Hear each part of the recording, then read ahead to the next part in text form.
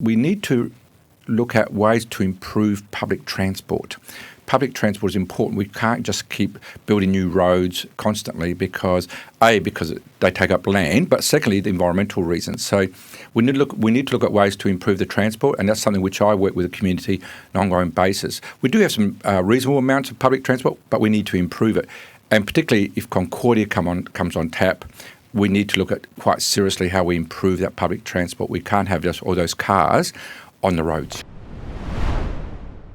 It's great to be joined here in the studios here at Roseworthy by Tony Piccolo, the Member for Light. Tony, thanks for joining us. My pleasure, Rikki, and hello to your listeners as well. Yes, thank you. Look, always great to have some of our local representatives join us. You're just outside of our zone. I think it's Kangaroo Flat Road is where the Light Electorate starts in the north. You've represented Light for, 17 years now? 17 years this month, yes. Yes, and so the electorate, you were telling me off air, has changed quite a bit in terms of its size from then till now.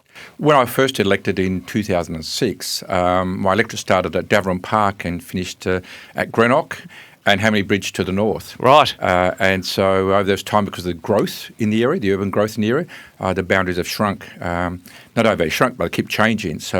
But it's a very unique community. It's one of those communities which is on the peri-urban border of the Metro Adelaide and therefore has a range of challenges to address. Absolutely. Let's talk about some of those zoning challenges. You've been quite active on this front across your community, and you know it well. You're a former mayor before you were elected of the town of Gawler. Even that name, Town of Gawler, kind of tells you the history and heritage of the region, which is changing. Gawler is a major regional centre for the whole district, but still people come to live in Gawler because they like that sense of community which comes with the township, a rural township. Certainly has grown, but Gawler still has a strong core, and therefore the people who do come do feel like they belong to a community. And we need to do what we can to maintain that. And one of those challenges has been like the Gawler Main Street is, you've got your electorate office in that main street. People can see you through the window working in your electorate office. And we've had to have the bypass go around on the east side of the town. A lot of work had to be done on that. Is roads and infrastructure one of those major challenges the town is facing? Very much so. When you're addressing things like traffic, there's a number of things you can do. Firstly, you need to make the existing network work well. So work out where the bottlenecks are, how you make the existing network work well. Secondly, you need to actually look at what new infrastructure you may need because it's an old town and therefore some things you can't modify. And then thirdly, we need to look at ways to improve public transport.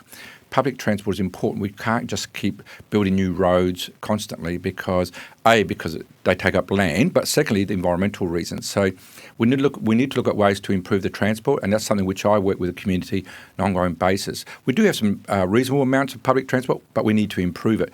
And particularly if Concordia comes on tap, we need to look at quite seriously how we improve that public transport. We can't have just all those cars on the roads. Now, I know you've also, many hats that you've worn. You're also a duty member for Labor in Schubert beyond there. And I know the train line currently stops in terms of a public transport network there, but the corridor is there for it to go out, towards Concordia and beyond? Well, certainly one of the things which will need to be explored is the possibility of extending the current metropolitan train service to Concordia as a major transport hub. Now, the only issue there is that the rail line crosses Murray Street, and what you don't want is trains every 10-15 minutes crossing Murray Street during peak times. The town would come gridlock. So we need to look at ways we can actually do that, or some other ways of actually improving public transport. Not only public transport, but things for economic development. Your listeners may be aware I've been promoting the exploration of looking to see if we can get a tourist train for the Barossa, which would actually start at Gawler and go to the Barossa area. So that corridor is very important. It is leased out to a private company at the moment, but still owned by the government, and the government doesn't have any plans to sell it. So we need to explore how we use those corridors for the benefit of new communities, but also businesses in the area. I know there's some people who might be listening or seeing this and thinking of the debate about that rail corridor and about whether is it Genesee in Wyoming or has it changed hands now? Whoever's looking after it. Well, they actually still have it, but the company's changed names a few times. Yes. I can't remember the current name. But there are trees and other things growing on the railway line at the moment. Is the Labor government looking to do anything to get that a bit cleaner, or at least so it's a step towards being used in future? Well, under the agreement, the people who lease the corridor do have a responsibility to maintain it. So if that's not been done, I'll make sure I raise that with the Minister's office to make sure that actually their part of the lease is maintained. Now, let's get back to that zoning topic. You've been very active on this front. As you say, it's it is still a regional centre, but a more rural type town, but now it's growing in a metropolitan suburban sense. Where are some of those flashpoints where residents are saying they're concerned about the change in land uses?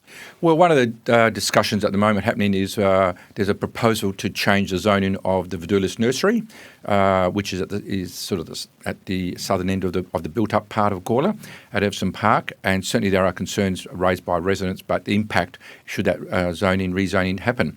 And it's a case of the case isn't that we don't need more area for employment, but where's it best placed to have minimal impact and maximum positive effect. So the concerns raised by residents is that it would actually make a situation with traffic much worse than it is already now. The built form, the scale of the proposal in a residential area is just disproportionate around issues around noise, etc. So residents are saying, look, we understand we may need this, but there are areas of Gawler who actually want this investment. And so the council really needs to explore more broadly what is the best place for these developments in the town if we are to maintain that core element and what's good about Gawler. So in essence, if it's Vidulis, and I know the nursery well, I've gone there looking for fruit trees, does it actually end up maybe needing to resituate somewhere else if it's going to be a larger style operation? Well, it won't be a nursery as such, I'm not aware of, but it'll be basically the site is 10 acres, less than half is actually used by the nursery at the moment, and it is a good nursery. I've bought my fruit trees there recently too. And but the whole site will be actually in what's called an employment zone.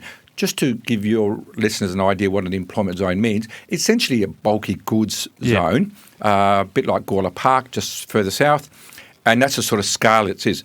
Now, just to get an idea, most houses around there are standard houses, residential area, and they have maximum heights of around about 3.3 metres. An employment zone has a maximum height of 13 metres. Right. Okay. And you're going to have these big concrete buildings. Way out of character. And that's what people are saying is that it's an entry point to the town. Is that the appropriate sort of development we need in this location, given the traffic issues, that actually, is the right location? So the question is, can we make it work? The question is there a better location to make this a net win for the town? And on the northern front, you've got the Gawler Belt, the Ward Belt, and then we're getting up here to Roseworthy, and there is housing development going on there. Are we going to see just urban sprawl in this direction? There's some concern farmers raise that this is good farming land. Well, we won't get urban sprawl beyond the urban boundary which has been set. And as you'd be aware, this is part of a food production area now. And that will protect those food growing areas from future urban development. So the area which is Concordia was part of the 30-year plan, and so anything outside that 30-year plan would require quite major changes from happening. So we can be confident though those sort of sprawls won't happen, and nor should they happen. The Roseworthy development is actually part of an extension of that town, and designed to make, if you like, the Roseworthy township much more viable. And so that will be the extent of that growth. And I gather at some point you hit that Barossa legislated protection zone as well in the Concordia direction. That's right. Well, that's absolutely true. And this part here is also part of that same legislated area. So parts of Light Regional Council is part of that. So the Gawler River is the boundary to that area, and so things sort of north of the river actually are protected under legislation, and should be so. Now, one last one I wanted to touch on is we were disappointed to see the Gawler Christmas pageant couldn't go ahead in maybe not just last year, but the year before. I mean, COVID's made it hard for all sorts of public events. You've worked with some community members who are keen to see it get up and running, and indeed other events and festivals centred on Gawler. Very much so. It actually happened for some years now. But I went to the Two Wells Christmas parade last year, and I was amazed what a community of that size could actually put on. It was a great event, great family event, a great event which actually celebrated community, which is really important. And certainly the community was actually already agitating for something event in Gawler. So I met with the community leaders and spoke to them about that. And we've had a public meeting, huge turnout to the public meeting. Great support. people prepared to put their hands up and do work on a committee. I did a brief presentation to Council last Tuesday night and just explaining what happened at the meeting and what sort of contact we need with the Council. I am confident that we can actually make this work for the town, but not only the Christmas parade, but it could also be an event which could actually work with other events. And there's also people there saying we should have a whole calendar of events around Christmas time celebrating different aspects of our community. In addition to the Christmas event, I'm also working with the arts community.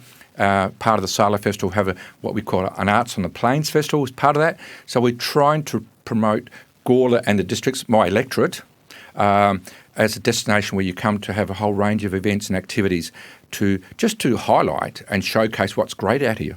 Has a contrast been made by community members, say, what you see further on in the Barossa, where you have pageants and festivals and events, and as a regional centre, Gawler should be trying to aspire to do similar things to that? Absolutely, Rikki. When you look at the Christmas pageant as an example, Tanunda have one. There's one in the Light Regional Council, one in the Adelaide Plains Council, Playford Council also have one. All the adjoining councils have some sort of Christmas activity, major Christmas event. Gawler was the only one that doesn't. So we're exploring that and why that's the case, and to see if we can overcome those barriers and make it happen. Tony Piccolo's had a long experience and history in that Gawler and Light region, 17 years as the local MP. Great to have you join us today here at the Roseworthy Studios. Thanks very much, Rikki.